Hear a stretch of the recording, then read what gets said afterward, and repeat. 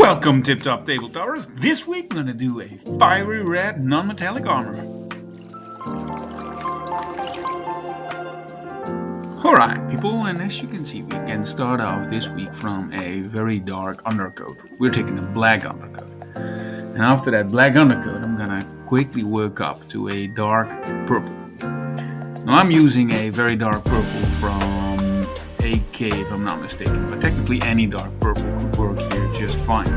If you want to take one from Citadel, it doesn't really matter. The fact is that you want to take a shadowy color, and in my mind shadow of red or fire would be more purple.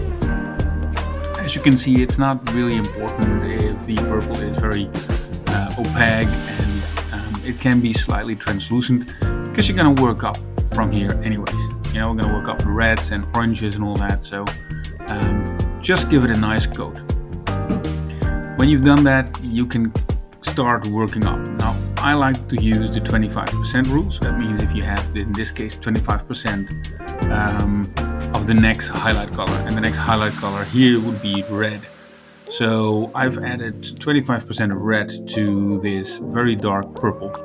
As you can see, it still gives a nice transition between the purple you already have and the red that you're working up to.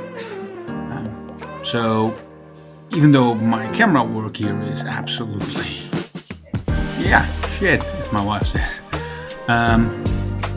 you can see what I'm trying to get at. And as you see here, when all the purple reddish have been dried up, you just put on another 25% of red more into it. So technically you have a 50-50 at this point, and you start working up. Every time you paint in a little bit less than you painted before. The true trick here is to get that nice spot where you paint a little bit less every time. It's something I'm still figuring out myself to see, okay, how much less do I actually need to paint, you know, to work up higher and higher. But you can paint more than you expect. So just a little bit of the previous color is enough to create a nice transition. As you can see here, where I put on completely red. So I have now ditched the purple altogether, and I'm now just putting on red in, again, even smaller amounts. So just the points that technically catch light if you would go for a light source, or just less from the armor, as I'm doing.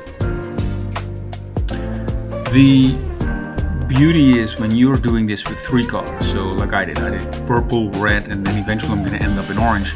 Then I can, at this point, as I stop after this layer of red, I can actually create highlights with this red on the places that I'm not going to touch with the orange red.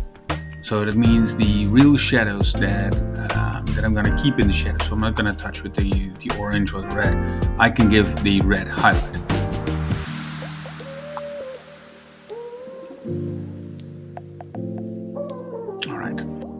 Then, like I said, I'm gonna add a little bit of orange to my red, because I'm still using the 25% rule, where I'm doing a little bit of color where I'm going to the next color. So my eventual highlight will be pure orange. So at this point, I'm mixing the orange 75%, red 25%. No, the other way around, my apologies. So red 75, orange 25, yeah. And that's how I'm working up again. And as you can see, as it slowly comes together, you really get that nice transition between the colors, and you're really working up to a beautiful highlight. On this, I would give a note that when you've reached the 75-25% rule, stop there. Only use the pure orange for highlights.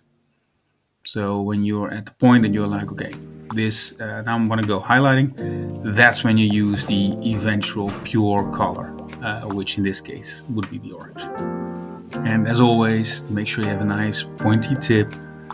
Keep the model in the angles where you can easily access all the parts you want to give that crisp highlight to.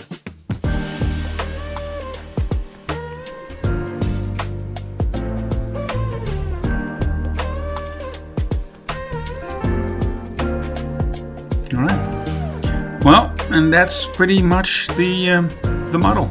So I hope you guys picked something up. It's just a quick 5-minute tutorial so that you have a little bit of information, a little bit of get-go, and just for me to show off, hey, look what I make, because I'm liking these seraphins that I'm making, where I'm just creating Space Marines with wings. All right, see you guys next week, and like they say, keep your brushes wet.